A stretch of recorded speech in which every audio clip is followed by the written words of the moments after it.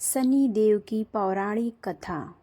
शनि देव की कथा। एक बार नवग्रहों में बहस हो गई कि नवग्रहों में सबसे उत्तम कौन है। इस बात के निष्कर्ष पर पहुंचने के लिए सभी देवता देवराज इंद्र के पास पहुंच गए।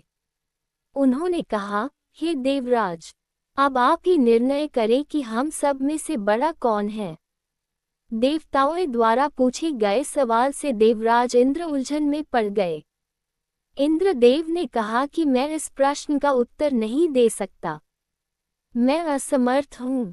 इस सवाल का जवाब पाने के लिए वो सभी पृथ्वीलोक में उज्जयिनी नगरी के राजा विक्रमादित्य के पास गए। राजा विक्रमादित्य के महल पहुंचकर सभी देवताओं ने प्रश्न किया। इस पर राजा विक्रमादित्य भी असमंजस में पड़ गए। वो सोच रहे थे कि सभी के पास अपनी अपनी शक्तियां हैं जिसके चलते वो महान हैं। अगर किसी को छोटा या बड़ा कहा गया तो उन्हें क्रोध के कारण काफी हानि हो सकती है। इसी बीच राजा को एक तरीका सूझा। उन्होंने 9 तरह की धातु बनवाए जिसमें स्वर्ण, रजत, चांदी, कांसा, ताम्र, तांबा, सीसा, रांगा, जस्ता, अभ्रक व लोहे शामिल थे। राज ने सभी धातुओं को एक एक आसन के पीछे रख दिया। इसके बाद उन्होंने सभी देवताओं को सिंहासन पर बैठने के लिए कहा। धातुओं के गुणों के अनुसार सभी आसनों को एक दूसरे के पीछे रखवा कर उन्होंने देवताओं को अपने अपने सिंहासन पर बैठने को कहा। जब सभी देवताओं ने अपना अपना आसन ग्रहण कर लिया तब राजा विक्रमादित्य ने कहा, इस बात का निर्णय हो चुका है। जो सबसे पहले सिंहासन पर बैठा है वही बड़ा है। ये देखकर शनि देवता बहुत नाराज हुए। उन्होंने कहा, राजा विक्रमादित्य, यह मेरा अपमान है। तुमने मुझे सबसे पीछे बैठाया है। मैं तुम्हारा विनाश कर दूंगा। तुम मेरी शक्तियों को नहीं जानते हो। शनि ने कहा, एक राशि पर सूर्य 1 महीने, चंद्रमा 2.25 दिन, मंगल 1.5 महीने, बुध और शुक्र 1 महीने, बृहस्पति 13 महीने रहते हैं। लेकिन मैं किसी भी राशि पर 7.5 वर्ष रहता हूँ। मैंने अपने प्रकोप से बड़े बड़े देवताओं को पीड़ित किया है। मेरे ही प्रकोप के कारण श्री राम को वन में जाकर रहना पड़ा था क्योंकि उन पर 7.5 थी।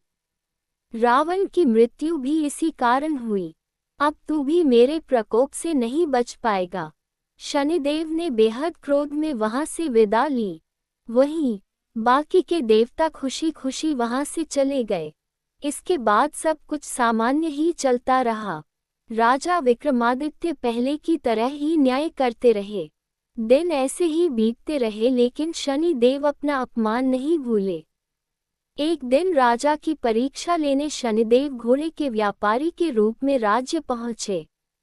जब राजा विक्रमादित्य को इस बात का पता चला तो उन्होंने अपने अश्वपाल को कुछ घोड़े खरीदने के लिए भेजा। अश्वपाल लौट आया और राजा को बताया कि घोड़े बेहद ही कीमती हैं।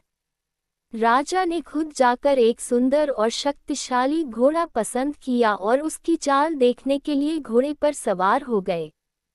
जैसे ही राजा विक्रमादित्य घोड़े पर बैठे वैसे ही घोड़ा बिजली की रफ्तार से दौड़ पड़ा। घोड़ा राजा को एक जंगल ले गया और वहां जाकर राजा को नीचे गिरा दिया और फिर कहीं गायब हो गया। राज्य का रास्ता ढूंढने के लिए राजा जंगल में भटकने लगा, लेकिन उसे कोई रास्ता नहीं मिला। कुछ समय बाद उसे एक चरवाहा मिला। भूख प्यास से परेशान उस राजा ने चरवाहे से पानी मांगा। चरवाहे ने उसे पानी दिया और राजा ने उसे अपनी एक अंगूठी दे दी। रास्ता पूछकर राजा जंगल से निकल गया और पास में ही मौजूद एक नगर में पहुंच गया। एक सेठ की दुकान पर राजा ने कुछ आराम के लिए रुका। वहां सेठ से बातचीत करते हुए उसने बताया कि वो उज्जयिनी नगरी से आया है। राजा कुछ देर तक उस दुकान पर बैठा। जितनी देर वो वहां बैठा सेठ जी की काफी बिक्री हो गई। सेठ ने राजा को बहुत भाग्यवान समझा। सेठ ने राजा को अपने घर खाने पर आमंत्रित किया। सेठ के घर में एक खूंटी पर सोने का हार लटका था। उसी कमरे में वो राजा को छोड़कर बाहर चला गया। कुछ समय बाद खूंटी उस सोने के हार को निगल गई। सेठ ने विक्रमादित्य से वापस आकर पूछा कि उसका हार कहाँ है। तब राजा ने उसे हार गायब होने की बात बताई। सेठ ने क्रोधित होकर विक्रमादित्य के हाथ पैर कटवाने के आदेश दे दिए। राजा विक्रमादित्य के हाथ पांव काटकर उसे नगर की सड़क पर छोड़ दिया गया। फिर कुछ समय बाद विक्रमादित्य को एक तेली अपने साथ ले गया। तेली ने उसे अपने कोल्हू पर बैठा दिया। वह पूरा दिन बैलों को आवाज देकर हाँकता था। विक्रमादित्य का जीवन इसी तरह यापन होता रहा। उस पर शनि की 7.5 थी, जिसके खत्म होने पर वर्षा ऋतु शुरू हुई। एक दिन राजा मेघ मल्हार गा रहा था। उसी समय उस नगर के राजा की बेटी राजकुमारी मोहिनी ने उसकी आवाज सुनी। उसे आवाज बेहद पसंद आई। मोहिनी ने अपनी दासी को भेजकर गाने वाले को बुलाने को कहा। जब दासी लौटी तो उसने अपन राजा के बारे में मोहिनी को सब बताया। लेकिन राजकुमारी उसके मेघ मल्हार पर मोहित हो चुकी थी। अपन होने के बाद भी वह राजा से विवाह करने के लिए मान गई। जब मोहिनी के माता पिता को इसका पता चला तो वो हैरान रह गए। रानी ने अपनी बेटी को समझाते हुए कहा कि तेरे भाग्य में किसी राजा की रानी का सुख है। तू इस अपंग से क्यों विवाह करना चाहती है? लेकिन समझाने के बावजूद भी राजकुमारी अड़ी रही। जिद को पूरा कराने के लिए राजकुमारी ने भोजन छोड़ दिया। अपनी बेटी की खुशी के लिए राजा रानी अपंग विक्रमादित्य से मोहिनी का विवाह करने के लिए तैयार हो गए। दोनों का विवाह हुआ और वो तेली के घर रहने लगे।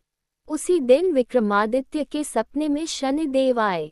उन्होंने कहा कि देखा तूने मेरा प्रकोप। राजा ने शनिदेव से उसे क्षमा करने को कहा। उन्होंने कहा कि जितना दुख आपने मुझे दिया है उतना किसी और को मत देना।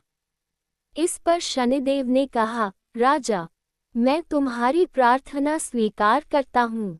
जो कोई व्यक्ति मुझे पूजेगा, व्रत करेगा और मेरी कथा सुनेगा, उस पर मेरी कृपा दृष्टि बनी रहेगी। सुबह जब राजा विक्रमादित्य की नींद खुली तो उसने देखा कि उसके हाथ पांव वापस आ गए हैं। उन्होंने मन ही मन में शनिदेव को नमन किया। राजकुमारी भी विक्रमादित्य के हाथ पैर देखकर हैरान रह गई।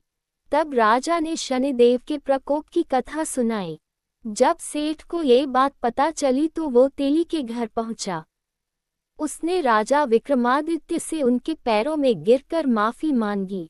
राजा ने सेठ को माफ कर दिया। सेठ ने राजा से उसके घर जाकर भोजन करने के लिए कहा। भोजन करते हुए अचानक से ही खूंटी ने हार उगल दिया। सेठ जी ने अपनी बेटी का विवाह भी राजा के साथ कर दिया। उन्होंने उसे स्वर्ण आभूषण, धन आदि देकर राजा के साथ विदा कर दिया। राजा विक्रमादित्य अपनी दोनों पत्नियों यानी राजकुमारी मोहिनी और सेठ की बेटी के साथ अपने राज्य उज्जयिनी पहुंचे। सभी ने उनका स्वागत किया। इसके बाद राजा विक्रमादित्य ने पूरे राज्य में घोषणा करते हुए कहा कि आज से शनिदेव सब देवों में सर्वश्रेष्ठ माने जाएंगे। साथ ही शनिदेव का व्रत करें और व्रत कथा जरूर सुने। ये देखकर शनिदेव बहुत खुश हुए।